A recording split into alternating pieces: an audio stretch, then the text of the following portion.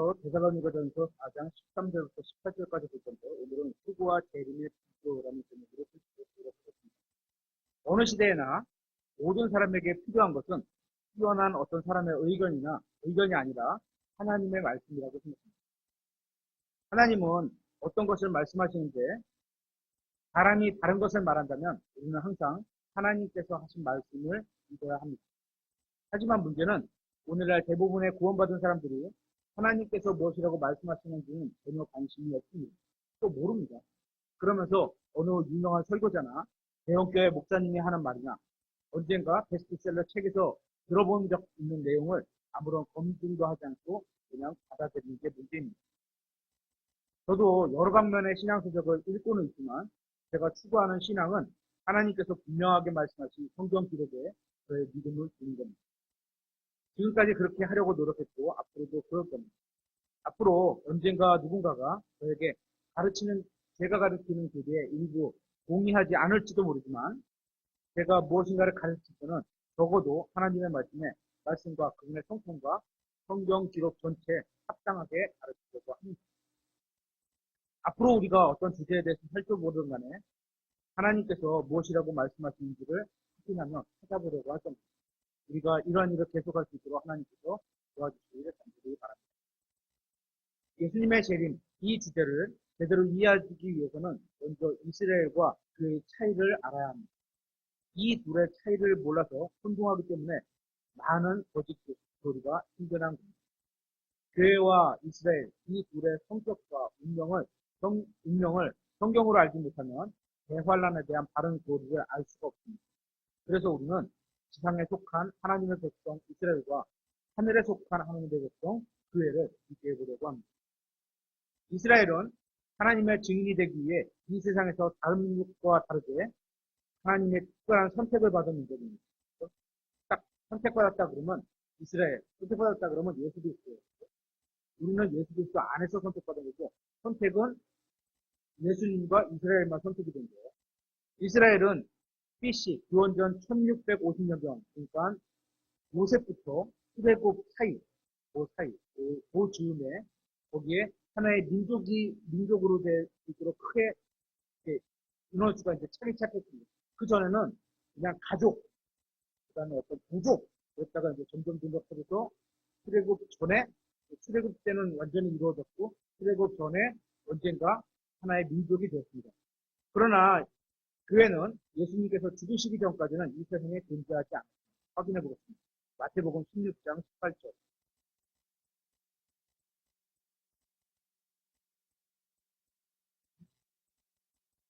마태복음 16장 18절.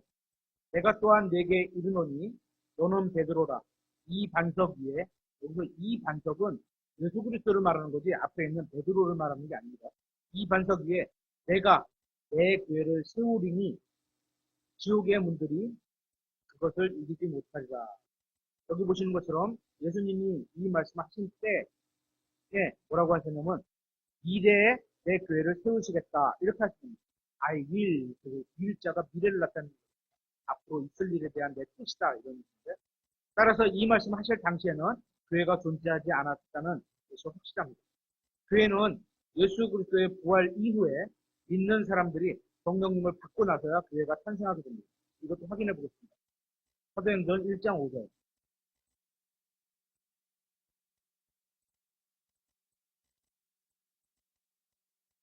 사도행전 1장 5절. 이는 참으로 요한은 물로 침례를 주었으나 너희는 이제부터 많은 날이 지나지 않아. 앞으로 그렇게 될 것이라는 거예요. 그렇죠? 성령님으로 침례를 받을 것이기 때문이라. 근데 여기 받을 것이라가 shall be baptized 이렇게 돼 있어요. shall be. 그러니까 shall이면은 이것도 미래를 나타내는 거, 어떤 의지를 나타내는 건데 will보다는 좀 약하지만 가까운 미래 이런 걸 나타내는 shall 이렇게 shall be baptized 이렇게 돼 있으니까 여기서도 예수님이 이제 올라가시고 나서 많은 날이 지나지 않아 이렇게 될 거다 이렇게 된 것입니다. 아직 교회가 이루어지지 않은 거죠. 이렇게 예수님을 믿는 사람들이 성령 안에서 하나로 연합되어 교회를 이루게 됩니다. 고린도전서 12장 13절에는 우리가 유대인이든 이방인이든 내인자든 자유로자든 모두 한 성령에 의해 침례를 받아 한 몸 안으로 들어왔고 모두가 마시게 되어 한 성령 안으로 들어왔습니다. 신학자들이 뭐라고 말하든 상관없이 교회는 예수 그리스도의 부활 승천 이전에는 이 세상에 존재하지 않았습니다. 그러나 이때 이스라엘은 다른 민족들로부터 분리해서 하나의 독특한 민족으로 이미 존재해 왔습니다. 어떤 이방인이 이스라엘의 종교를 받아들여서 유대인으로 개종하기 전까지는 유대인이 될 수가 있었어요. 개종하면. 그래서 에티오피아 내시가 이스라엘의 종교에 따라서 성전에 와서 예배를 드리고 가는 거잖아요. 그죠? 그 가면서 이사야서를 보는데 이게 도대체 무슨 뜻이야? 이런 장면이 나오잖아요. 그죠? 에티오피아 내시 같은 경우는 개종을 한 거죠. 그러니까 유대인으로 개종했으니까 유대교에 맞게 예루살렘에 와서 예배를 드려야 되는 거죠.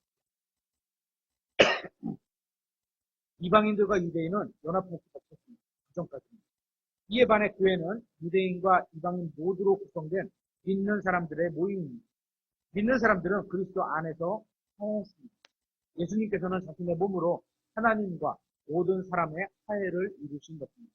에베소서 2장 16절에 또 십자가로 그 원수되게 하는 것을 죽이사 친히 십자가로 둘을 한 몸으로 하나님과 화해하게 하려 하십니다. 하나님과 화해가 되죠. 이스라엘은 국가 안에는 하나님을 진심으로 믿는 사람과 그렇지 않은 사람이 섞여 있었습니다. 이스라엘은 하나의 국가이면서 종교 체계입니다. 그래서 11조는 율법은 뭐냐면 그 나라의 법을 말하는 거예요. 우리나라 헌법이 있는 거죠. 율법이라고 하지만 영어로 보면 law예요. L-A-W. 그러면 법을 말하는 거거든요. 이스라엘의 법인 거예요. 이게 종교적인 면도 포함이 돼 있고, 왜냐하면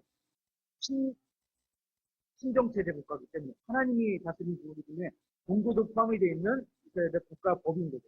그래서 그런 나라 아니면 11조를 강제로 걷어들일 수가 없는 거죠. 그렇기 때문에 지금 우리 교회 시대에는 11조를 율법으로 드려라. 이건 합당하지 않습니다. 따라서 이스라엘 사람이면 자동적으로 그 종교 체계 내에 속하게 되어 있습니다. 그러나 교회는 진심으로 예수 그리스도를 믿는 사람들로만 이루어져 있습니다. 그래서 구원자로 받아들여야만 됩니다.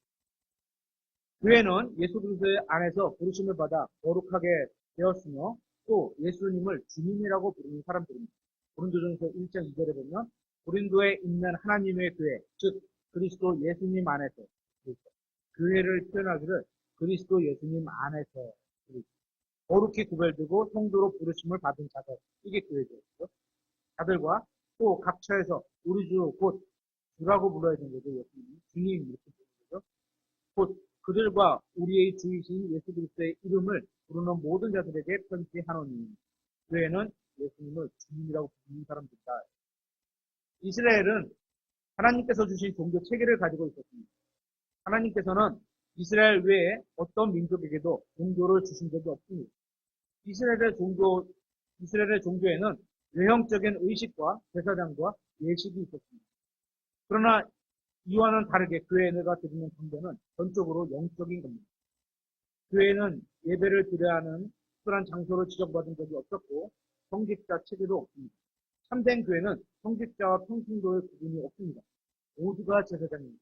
베드로전서 2장 5절과 9절에 특정한 사람만 하나님 앞에 나아갈 수 있는 것도 아니었고, 예를 들어서 이제 우리가 구약이라고 그러면 구약의 제사장은 이런 거잖아요. 사람들이 나에게 하나님께 드려야 될 기도와 헌물과를 다 갖고 와. 그럼 내가 받아서 돌아서 하나님 드려야 되는 이런 제사장이 있었는데 지금 우리는 각자 자기 걸 가지고 하나님 앞에 드리는 제사장이 됩니다. 그래서 교회는 특정한 사람만 하나님 앞에 나갈 수 있는 것도 아니고 특정한 기구,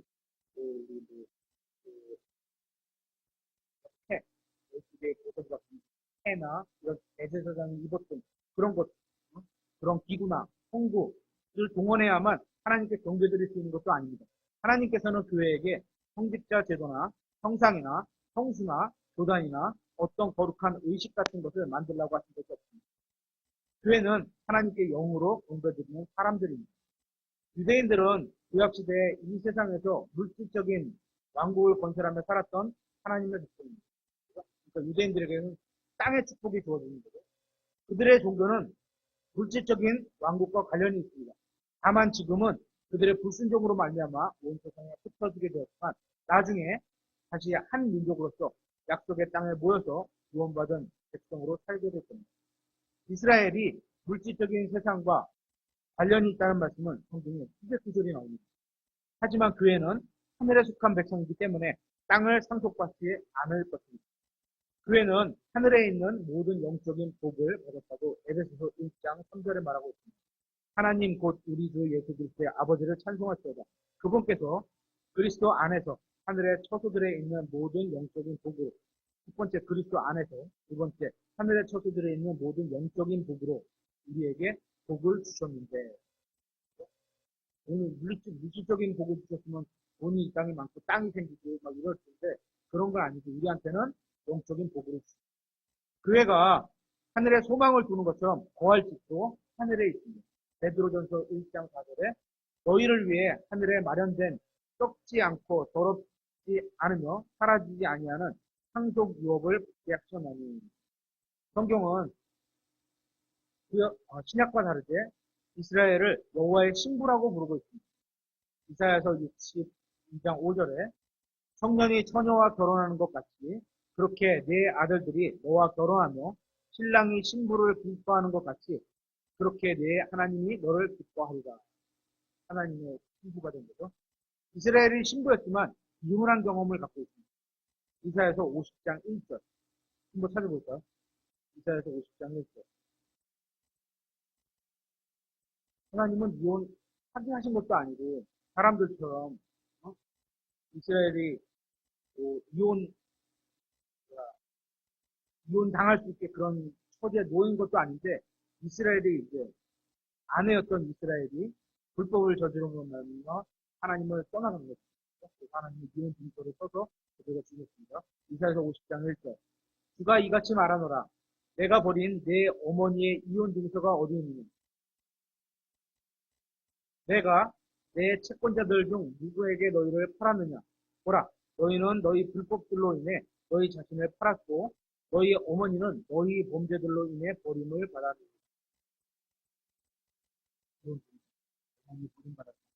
그리고 이스라엘에게는 남편이 없는 과부 같다고 말씀하고 있습니다. 이사야서 54장 4절에 두려워하지 말라. 네가 수치를 당하지 아니하리라. 너는 당황하지 말라. 네가 치욕을 당하지 아니하리라. 네가 네 젊은 시절의 수치를 잊고 과부 때의 치욕을 다시는 기억하지 아니하리라. 지금은 그렇게 당하고 있는데 앞으로는 기억하지 않는다는 거예요. 이사야서 54장 6절에 주가 너를 부르되 마치 버림받아 영이 괴로운 여인 곧 젊어서 아내가 되었다가 거절당한 자를 부르는 것 같이 하였도다. 젊었을 때 여호와 하나님과 결혼한 아내였는데 너무 타락해서 가다 보니까 거절하신 거예요. 왜 하나님이 말하노라. 결국 하나님은 이스라엘을 다시 아내로 부르실 겁니다. 이제 대환란이 끝나면 이사야서 54장 5절에 이는 너를 만든 자가 네 남편이기 때문이다. 하나님이죠. 하나님이 남편이에요. 군대들의 주가 그의 이름이며 그는 내 구속자 곧 이스라엘의 거룩한 자로서 온 땅의 하나님이자 불리다. 하나님의 남편이 하나님의 아내가 이스라엘이다. 그러나 이스라엘은 하나님의 백성이었지만 주님을 배반하고 십자가에 못 박았으므로 오랫동안 버림받은 채로 이 세상에 흩어져 살아오고 있습니다. 하지만 교회는 순결한 한 처녀 신부라고 말씀하고 있습니다. 순결한 한 처녀. 교회는 아직 예수 그리스도와 혼례를 치르지 않았습니다. 그래서 정혼한 약혼자이면서 아내이지만 결혼하기로 약속만 하면 아내예요. 나중에 이제 기회가 있으면 유대교회 결혼 풍습을 한번 보게 되면 예수님이 재림하시는 그때하고 너무나 비슷하게 딱 맞아요. 그리고 혼인잔치, 그 다음에 부르는 그 마태복음에서 나오는 그런 잔치들하고도 관계가 딱 어울리게 맞아요. 나중에 살펴볼게요. 교회는 아직 예수 그리스도와 혼례를 치르지 않았습니다. 그래서 정혼한 약혼자이지만 아내로 불립니다. 아직 순결한 처녀인 겁니다. 고린도후서 11장 2절에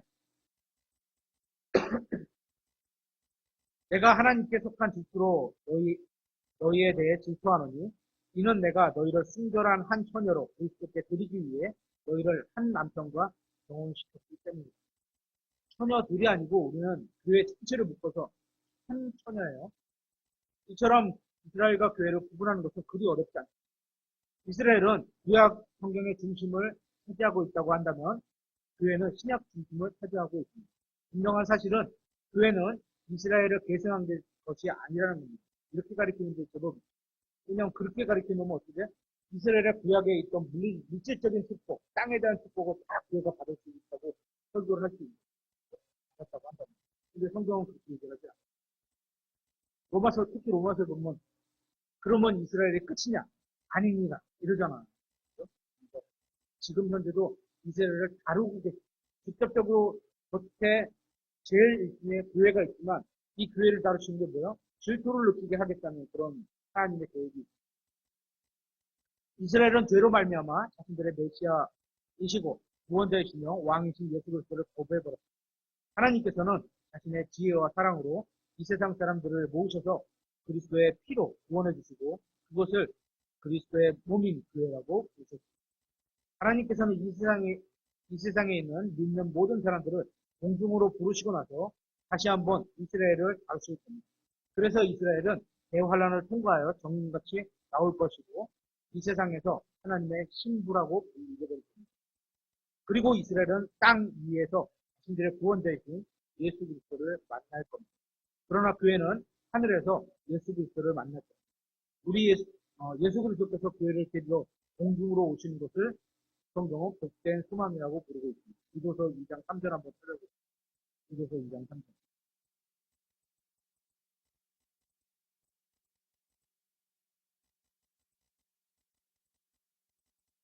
저 복된 소망과 위대하신 하나님 곧 우리 구원자 예수 그리스도의 영광스러운 나타나심을 기다리게 하셨느니라.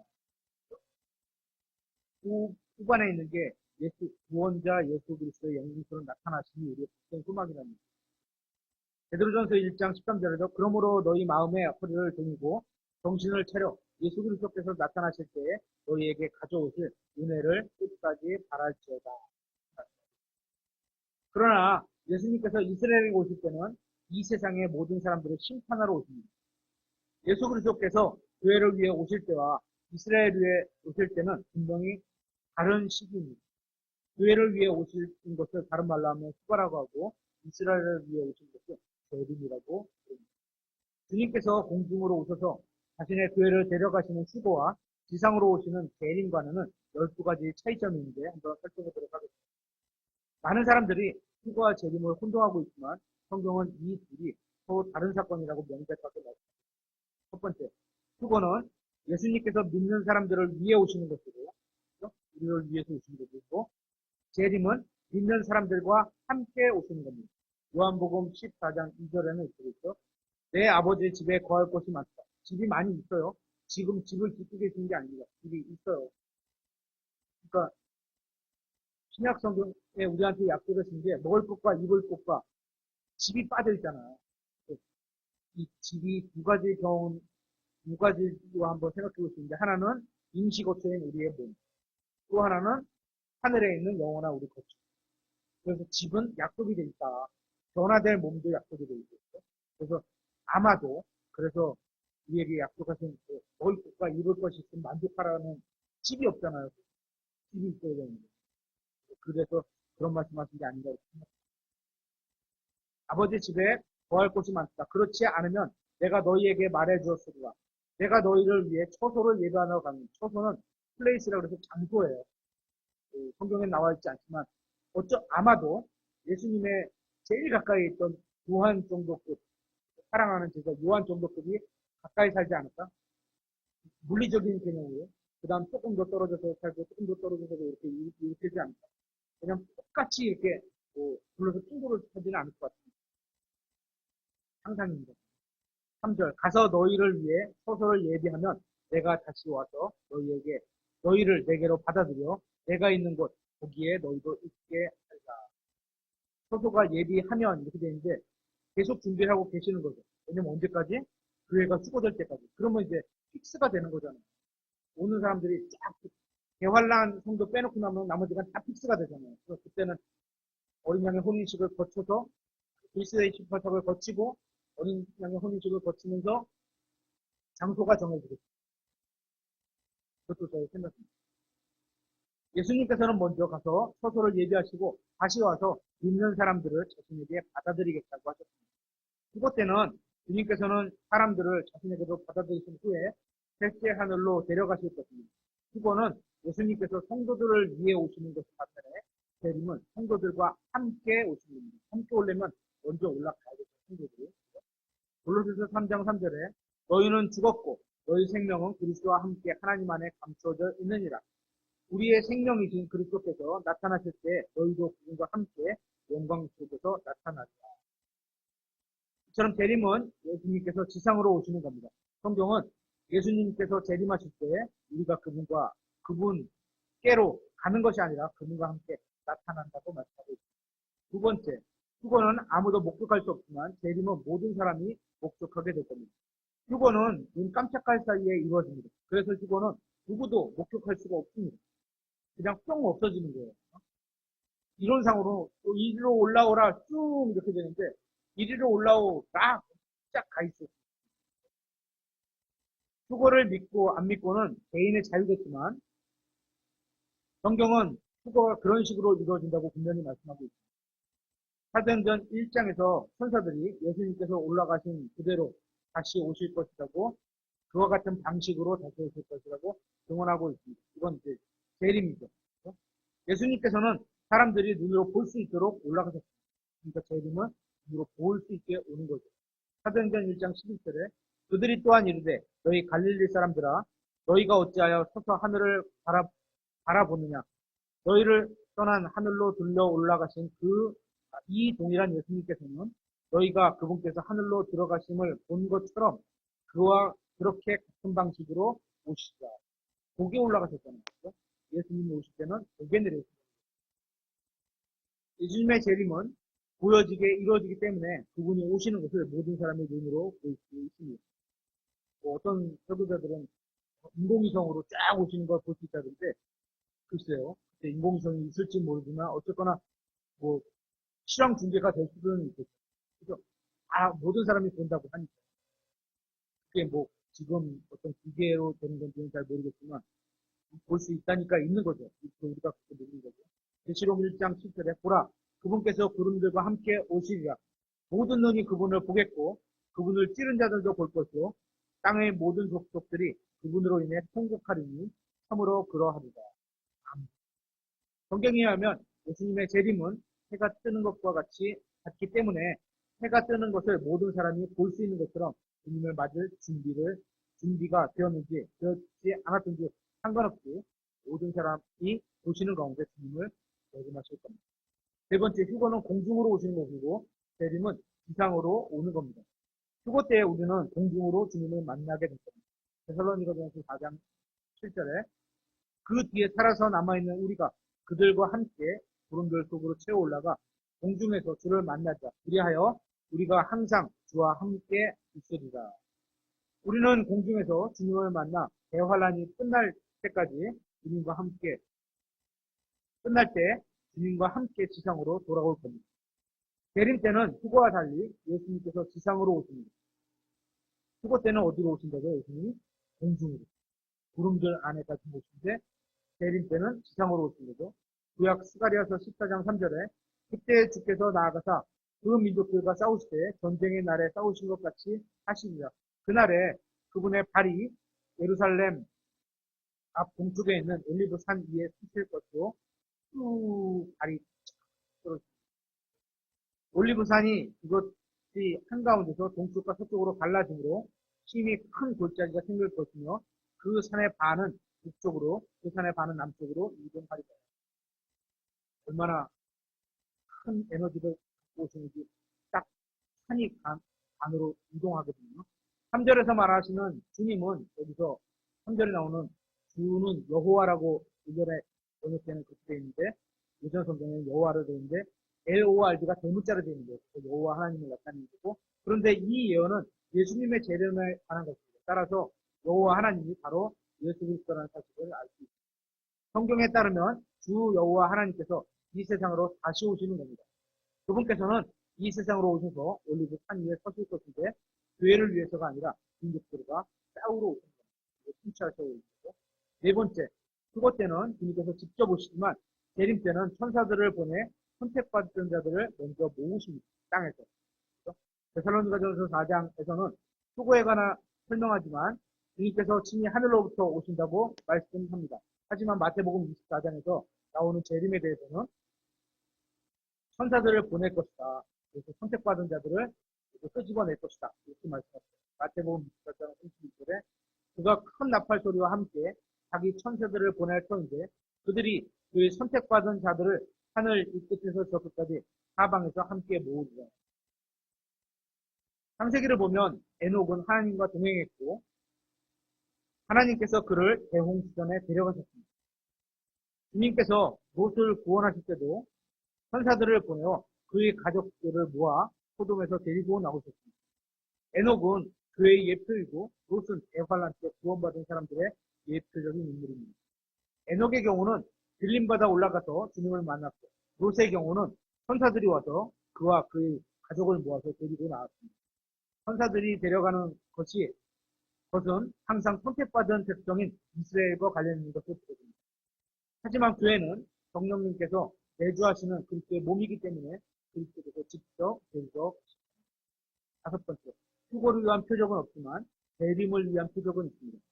휴거가 일어나기로 정해진 때는 없습니다. 그래서 도둑같이 항상 깨어있으라. 우리는 어둠의 자식이 아니기 때문에 낮에 합당하게 걸어라. 이런 말씀을 하시죠. 휴거는 순식간에 일어납니다. 언제든지 눈 깜짝하는 사이에 일어날 수 있습니다. 그래서 아무도 아무런 표적이 없는 겁니다. 도둑이 나 갈게요. 이렇게 오는 도둑이 만화에서는 있어. 궤도루팡인가?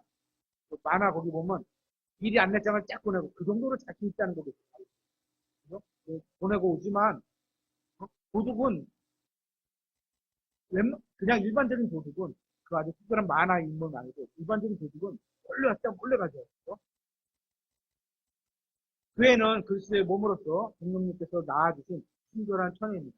교회는 언제든지 주님께로 갈 준비가 되어 있기 때문에 이제 우리가 스스로 준비한 게 아니라 성령님께서 모든 준비를 다 맞춰주셨기 때문에 그렇죠? 우리는 거기 합당하게만 살아가고 있는 것뿐이거든요. 다른 표적이 필요하지 않습니다. 우리의 신랑은 언제든지 오실 수 있습니다. 출장지에서 예정보다 빨리 돌아올 수도 있고 업무를 일찍 마치고 퇴근할 수도 있습니다. 하지만 순간한 신부는 신랑이 언제 돌아오든 상관없이 언제나 신랑을 맞을 준비가 되어 있습니다. 하지만 음란한 세대는 주님이 언제 오는지 알고 싶어서 표적을 구합니다. 언제 오실까요? 언제 오실까요? 그때부터 잘하세요. 그렇죠? 그래야 주님이 오시기 전에 자신의 범죄를 숨길 수 있다고 생각하기 때문입니다. 그래서 성경에는 예수님의 재림 전에 있을 많은 표적이 나옵니다. 하지만 이러한 표적들은 항상 주님께서 지상으로 재림하시는 것과 관련이 있습니다.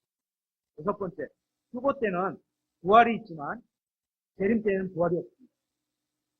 휴거는 믿는 자들을 위해 오시는 것이고 재림은 믿지 않는 자들을 심판하러 오시는 것입니다. 예수님께서 올리브산에 재림하실 때는 누구도 다시 살아나지 않습니다. 계시록 20장 5절에 그 나머지 죽은 자들은 그 천년이 끝날 때까지 다시 살지 못하였더라. 이것이 첫째 부활입니다. 첫째 부활이 세 가지가 있다. 첫 열매들, 동수와 이삭, 이게 다 수고의 부활이 있었습니다. 세 개를 묶어서 첫째 부활이 있습니다. 믿지 않는 자들은 재림 때가 아니라 천년왕국 이후에 둘째 부활 때 부활할 것입니다. 일곱 번째, 휴거 때는 믿는 자들의 몸이 변하지만 우리가 하늘로 올라가면서 뿅 변해서 쭉 올라가게 되는 거죠. 재림 때는 변화되지 않습니다.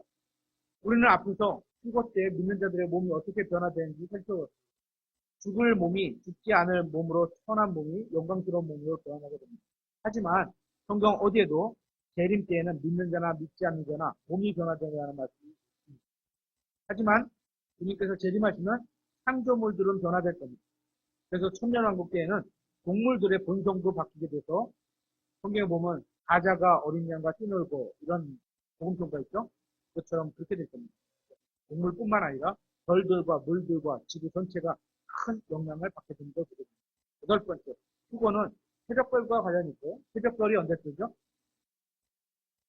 새벽별이 언제 뜨죠? 새벽에. 해 뜨기 직전에 제일 밝게 떴다가 없어지는. 그러니까 지금 뭐 우리 표현을 말하면 금성 같은 별, 금성이 우리가 제일 지구하고 제일 가깝고 제일 크게 제일 가까이 뜨는 별이니까 금성 같은 그런 별들이 있죠. 수거는 새벽별과 관련이 있고 예수님이 새벽별이시다 이거 관련이 있고 재림 때는 의의 태양으로 오시는 태양과 관련이 있습니다. 구약 성경의 끝과 구약 성경의 끝을 비교해 보겠습니다. 계시록 22장 16절 한번 찾아보겠습니다. 계시록 22장 16절.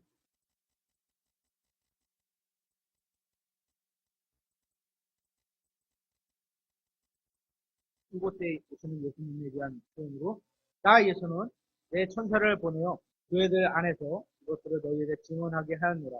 나는 다윗의 뿌리요 후손이요 빛나는 새벽별이다. 교회들에게 말씀하셨는데 새벽별로 말씀하셨는데 해 뜨기 직전에 나가서 일하는 사람들도 있습니다. 해 뜨기 전에는 새벽별이 있습니다. 교회는 새벽별을 기다립니다. 말라기서 4장 1절부터 보겠습니다. 말라기 4장 1절을 보면 여기 이제 재림에 관한 문맥인데요. 보라 화덕같이 불태우는 날이 오리니 화덕같이 불태우는 날이 온다는데요. 참으로 교만한 자들과 사악하게 행하는 모든 자들이 지푸라기가 되어져 확 쳐버리는 다가오는 그날이 그들을 불태우고 그들에게 뿌리와 가지를 남기지 아니하리라. 군대들의 주가 말하노라. 그러나 내 이름을 두려워하는 너희에게는 의의 해가 태양같이 새벽별이 아니고 태양이죠. 의의 해가 자기 날개들 안에 전고치는 큰 영역을 가지고 떠오르니 너희가 나아가서 외양간의 송아지들 같이 자라. 이 문맥을 보면 이날은 크고 두려운 날로서 재림을 묘사합니다. 이 절에서 말씀하시는 의의 해는 예수 그리스도를 의미하고 있습니다. 이스라엘은 구약 성경을 읽습니다. 그렇죠? 그들은 의의 해를 기다리고 있는 겁니다. 야곱의 고난의 때 다니엘의 70번째 주 후에 있을 그 예수님의 재림을 기다리고 있습니다. 교회는 빛나는 새벽별을 기다리지만 새벽별은 해 뜨기 전에 잠깐 나왔다가 없어지는 별입니다. 그래서 교회는 예수님께서 재림하시기 전에 먼저 이미 만나게 될 것이라고 믿는 겁니다. 이것이 성경이 말씀하시는 주입니다. 아홉 번째, 수고는 위로를 주지만 재림은 두려움을 줍니다. 데살로니가전서 4장에서 수고는 믿는 사람들에게 위로를 준다고 말씀하고 있습니다. 데살로니가전서 4장 18절. 그러므로 이 말씀들로 서로 위로하라. 만약에 예수님께서 5분 후에 오신다는 사실이 여러분의 마음에 위로를 주지 못한다면 여러분은 무엇인가를 거절해야 됩니다. 예수님을 사랑하지 않는다거나 아니면 기다림을 희망하지 않고 이 땅에 너무 뿌리를 내리고 살았다든가 이런 거죠. 공중에서 예수님을 만난다는 진리로 인해 우리는 위로를 받아야 합니다. 예수님을 만난다는 진리의 말씀은 이 차가운 세상에서 우리에게 따뜻한 위로를 줍니다. 하지만 재림은 다릅니다. 아모스서 5장 18절에 보면 주의 날을 사모하는 너희에게 화가 있을지어다. 이 땅에 화가 있는 거예요. 주의 날, 예수님께서 재림하신 날인데 그날이 너희에게 무슨 소용이 있느냐? 주의 날은 어둠이요 빛이 아니니 그것은 마치 사람이 사자를 피해 도망하다가 곰을 만났거나 혹은 집에서 도망가 손을 벽에 대었다가 뱀에게 물리는 것과 같다. 주의 날은 어둠이 아니겠느냐? 그것은 빛이 아니니라. 심지어 너무 어두움으로 그날에는 밝음이 없지 아니하겠느냐? 주의 날인 재림을 기다리는 사람들이 이 말씀을 들으면 위로를 받을 거예요. 이 두려운 날인데 휴거는 위로가 되고 재림은 두려움이 되기 때문에 휴거와 재림은 결코 같을 수 없습니다. 아모스 5장은 교회가 아닌 이스라엘에게 하시는 말씀입니다. 이렇게 휴거와 재림은 대상도 다르고 성격도 다릅니다. 대부분의 이단들은 성경에서 한 두 구절만 끄집어내어 교리로 만듭니다. 그렇기 때문에 문맥을 확인하지 않으면 잘못된 교리를 따라갈 수 없습니다. 열 번째, 휴거는 하나님의 진노의 전에 일어나느냐 하지만 재림은 진노 후에 일어납니다. 데살로니가전서 1장 10절에 그분께서 죽은 자들로부터 일으키신 그분의 아들께서 하늘로부터 오실 것을 기다리는지 보여주는데 이분은 다가올 진노로부터 우리를 구출하신 다가올 진노로부터 이미 구출하셨다 이렇게 표현하잖아요. 하신 바로고 예수님이십니다. 교회는 진노로부터 구원받습니다. 진노에서가 아닙니다. 진노로부터요. 데살로니가전서 1장 말씀은 계시록 19장과 비교해 보면 이렇게 되어 있습니다. 계시록 19장 14절에 하늘에 있는 군대들이 희고 깨끗한 고운 아마포옷을 입은 채 흰 말들을 타고 그분을 따르더라. 여기서 말하는 군대가 누군지 아십니까? 희고 깨끗한 아마포를 입고 있는 것. 바로 교회입니다. 교회가 예수님과 함께 하늘에서 내려오는 겁니다. 계속해서 15절에 보면 그분의 입에서 예리한 검이 나오므로 그분께서 그 검으로 민족들을 치시고 친히 쇠막대기로 그들을 다스리시며 또 친히 전능자 하나님의 맹렬한 진노의 피르족을 밟으시죠.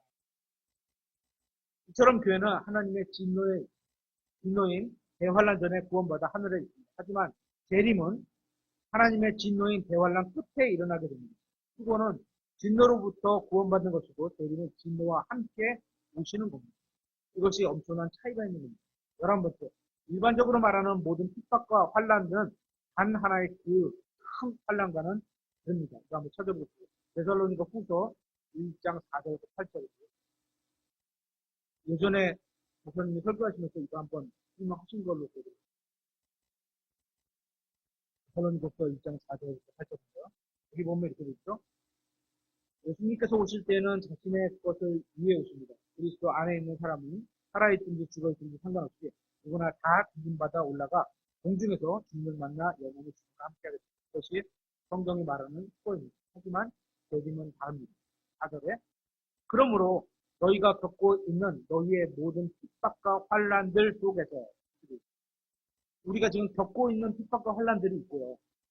예수 그리스도의 이름으로 하나님으로 인해서 돈을 행함으로 인해서 이런 핍박과 환란들이 있어요. 그 속에서 그러나 너희의 인내와 믿음으로 인해 우리는 하나님의 교회를 해서 친히 너희를 자랑합니다. 이런 데서 믿음을 지키고 사는 걸 자랑하고 있는 거예요. 그렇죠? 5절. 그것은 하나님의 의로운 심판에 명복한 징표니 이것은 너희가 하나님의 왕국에 합당한 자로서 여겨지게 하려 함이라. 그 왕국을 위해 너희도 고난을 당하고 있느니라. 여기까지는 우리에 대한 거죠. 그죠? 6절부터 보면 너희를 괴롭게 하는 자들에게는 우리랑 다른 사람들이에요. 우리가 그죠? 우리랑 적군이 되는 거예요. 그죠? 환란으로 갚으시고 여기서 환란인데 그 환란 영어로 보면 앞에 더 이렇게 돼 있어요. 그 환란 이렇게 짚었어요. 으로 갚으시고 그러니까 앞에 있는 많은 고난들하고 환란들하고는 이거는 개념이 다른 거예요. 대상도 다른 거예요. 그죠? 그러니까 이거를 두 개를 같은 걸로 묶으면 우리가 환란을 통과한다. 이렇게 되거든요. 대상이 다르고 일단. 그래서 앞에는 4절부터 5절까지는 우리가 당하는 이 세상의 삶에서 그리스도로 인해서 선을 행함으로 인해서 하나님을 믿음으로 인해서 성경대로 삶으로 인해서 고난과 핍박이 있는데 그거를 잘 행하면서 견뎌 이겨내면 그게 5절까지 되어 있는 거고 6절에는 너희를 괴롭히는 자들에게 대상이 달라집니다. 환란으로 갚으시되 괴로움을 당하는 너희에게는 우리와 함께 안식으로 갚으시는 것이 하나님께서는 의로운 일인데 이 일은 주 예수님께서 자신의 강력한 천사들과 함께 하늘로부터 나타났다 하나님을 알지 못하는 자들과 우리 주 예수 그리스도의 복음에 순종하지 않는 자들에게 타오르는 불로 징벌하실 때 이루어질 것입니다. 4절에서 말하는 환란과 6절에서 말하는 환란은 서로 다릅니다. 대상도 다릅니다. 7절과 8절 문맥을 보면 6절이 대환란에 관한 말씀이라는 것을 쉽게 알 수 있습니다. 하나님께서는 자신의 성도들을 괴롭힌 자들에게 진노로서 대환란을 갚아주시는 겁니다. 하나님은 특별한 의도를 가지고 성경의 단수와 복수를 구분해서 사용합니다. 위에 환란들 하고 나오는 건 많은 우리가 듣는 거고 그 환란 하고 단수로 딱 찍어놓은 거는 두 개를 구분하시는 거죠. 그것을 주의해서 보지 않으면 오류에 빠지게 됩니다. 이거는 주님께서 믿는 자들을 진노로부터 구원하시러 오시는 것이고 재림은 믿는 자들을 피해받는 자들로부터 복수하시러 오시는 겁니다. 이제 마지막으로 12번째. 죽을 때는 구원받은 사람들이 모두 깨어나게 됩니다. 죽었다가도 깨어서 일어나는, 몸이 먼저 일어나겠죠? 재림 때는 구원받지 못한 자들이 모두 잠들게 됩니다. 죽는다는 얘기죠. 20장, 계시록 20장 5절에 그 나머지 죽은 자들은 그 천년이 끝날 때까지 다시 살아나지 못하더라. 이것이 첫째 부활입니다. 죽을 때는 믿는 사람들이 참된 생명을 누리고 재림 때는 믿지 않는 사람들이 죽음 가운데 던져지게 됩니다. 마지막 구절 한번 찾아보겠습니다. 마태복음 13장 41절.